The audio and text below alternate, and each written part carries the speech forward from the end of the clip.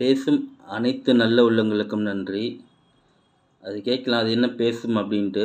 ஒரே ஒரு லாங்குவேஜ் மட்டும் சொல்லி மற்ற லாங்குவேஜஸை வந்து நான் குறைவாக நினைக்கல. ஸோ அதுதான். கொஞ்ச நாள் முன்னாடி வந்து பார்த்திங்கன்னா A2Dயில் ஒரு மூவி வீடியோ ஒன்று போட்டிருந்தாங்க.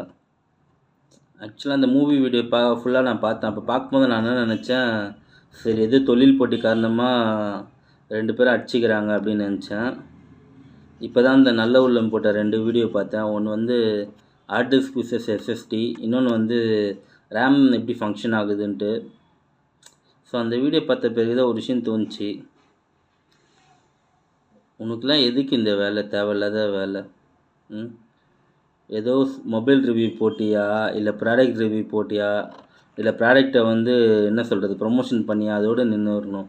சும்மா இதை பற்றி சொல்கிறேன் அதை பற்றி சொல்கிறேன்னு சொல்லி தப்பாக சொல்லி வியூவர்ஸை தப்பாக மேனிப்புலேட் பண்ணி அவங்க கஸ்டமராக எங்ககிட்ட வரும்போது எங்கள் எக்ஸ்பர்ட் இப்படி சொன்னாருன்னு சொல்லி கேட்குறாங்க. ஏன்னா யூடியூப்பில் வீடியோ போட்டாலே எக்ஸ்பர்ட்னு ஒரு மித்து இருக்குது.